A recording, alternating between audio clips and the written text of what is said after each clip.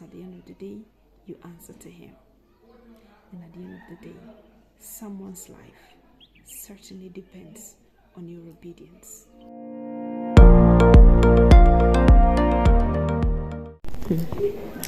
What will people think? And what will people say? These are the two questions, the top two questions, not the only questions though, but the top two questions that have held me back many times from doing some of the things I know I should be doing. But quite recently, I realized how funny those two questions sound. What will people think? What would they say? For crying out loud, God has given everyone a mind, a brain, which means everyone will think. And He has given everyone a mouth, which means everyone will talk. So people would always think what they want to think. People would always say what they want to say.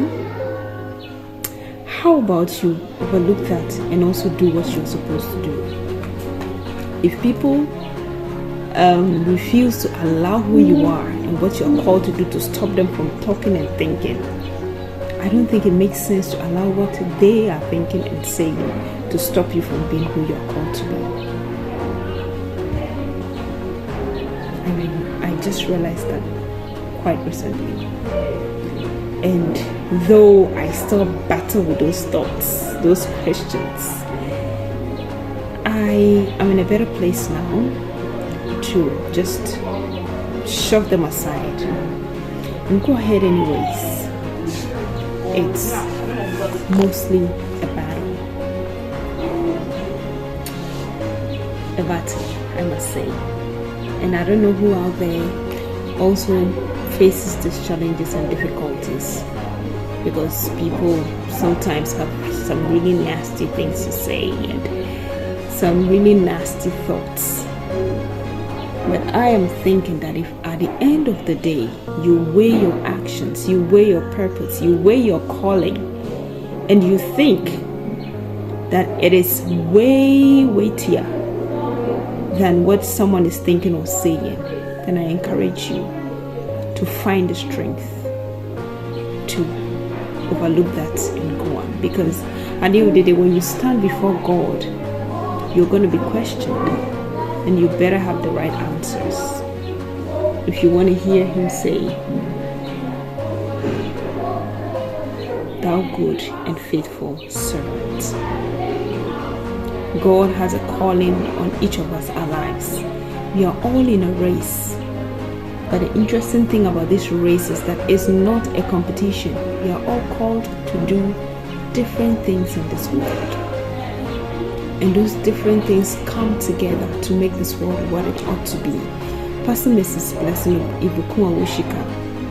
And Ibukun is Mrs. Blessing. So she either uses blessing or Ibukun. So Pastor Mrs. Blessing Awushika said sometime that we in this world represent pieces of a jigsaw puzzle.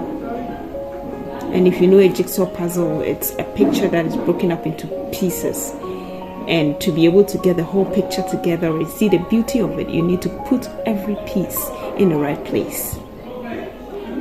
So she says this, and then that means if any of us fails to fulfill our purpose, any of us fails to run our race the way we are called to, then we distort the picture at the end of the day. God has a unique assignment for each of us.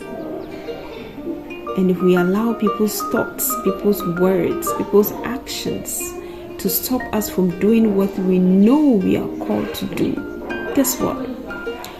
The day you stand before God, those people will not be there to bail you out. I just realized that quite recently. And I thank God I still have time. God has a calling on your life. God has an assignment for you. The talents, the gifts, and all that He has deposited in you is for a reason. And that reason is to serve His kingdom. The first step I'll call you to take is to surrender your life to Him. I was just thinking about something. You know, phone repairers. I don't think the phone repairers have seen in Ghana make phones. but surprisingly, they know how to repair phones. Doctors don't create human beings, but funny enough, they know how to heal the body. And that means that they had an insight into how these things were created. How did they get insight? The phone repairer certainly got an insight from the phone manufacturer, how the phone operates, how each component of the phone operates. And that helped them to know how to repair it, even though they didn't create it. The doctor definitely had an insight from God as to how each organ of the body functions. And so he knows that if this part has a problem and I do this, it is going to work. So yes, we all have a calling. We all have an assignment. We all have a duty. Go back to the manufacturer to find where your place is. And when you do, put all you've got into it, because someone's life depends on it. Give your life to Christ. Surrender your life to Him. Let Him be your Lord and Savior.